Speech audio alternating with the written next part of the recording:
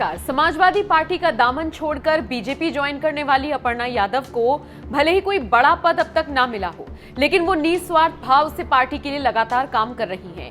UP विधानसभा चुनावों में अपर्णा के तीखे और कड़े तेवरों ने यकीनन बीजेपी को जीत दिलाने में अहम योगदान दिया।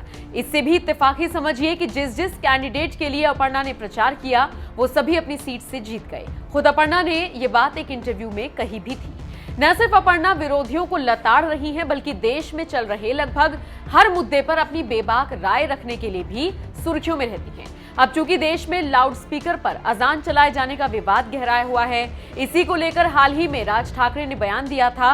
राज ठाकरे ने कहा था कि अगर इसे रोका नहीं गया तो हम लाउड स्पीकरों पर हनुमान चालीसा पढ़ना शुरू कर देंगे। इसी को लेकर अपर्णा यादव से सवाल हुआ। उनसे पूछा गया कि राज ठाकरे के इस बयान पर आपका क्या कहना है, तो अपर्णा ने कहा कि हमें राज ठाकरे के बारे में कुछ नहीं कहना, लेकिन हमारे मुख्यमंत्री योगी आदित्यनाथ बहुत अच्छा काम कर रहे हैं, सुशासन की व्यवस्था कर रही हैं और भारत राम राज्य की तरफ बढ़ रहा है।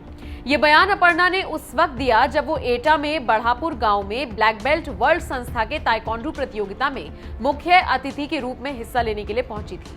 इस खास मौके पर उन्होंने कहा, ताइक्वांडो की शिक्षा उत्तर प्रदेश के मुख्यमंत्री योगी आदित्यनाथ द्वारा चलाई जा रही एंटी रोमियो अभियान में काफी मददगार साबित हो सकती है।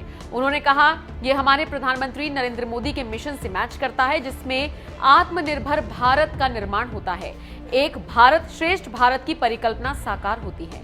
अपर्णा ने कहा, गांव के बच्चों को सेल्फ डिफेंस के रूप में ताइक्वांडो सिखाना बहुत मेहनत का काम है। स्कूल में व्यायाम के साथ साथ सेल्फ डिफेंस की भी ट्रेनिंग होनी चाहिए, जिसमें ताइक्वांडो एक अहम भूमिका निभा सकता है। इसको भारत सरकार किस तरह से समायोजित करती है, ये एक महत्वपूर्ण सुझाव है। नवरात्रि और रामनवमी के अवसर पर पूरे देश में रामनवमी के जुलूसों पर हुए हमलों और हिंसा पर उन्होंने कहा कि रामनवमी पर कई सनातियों ने यथाशक्ति अपने अपने जुलूस निकाले थे। रामनवमी को अगर शांतिपूर्वक भक्ति भावना से राम नाम का जप कीर्तन करते हुए उसमें जो अटैक हुआ, तो उसमें सरकार कड़ा एक्शन ले रही है। ये बहुत ही अशोभनीय है, जिसने भी ये हमला प्लानिंग के साथ किया।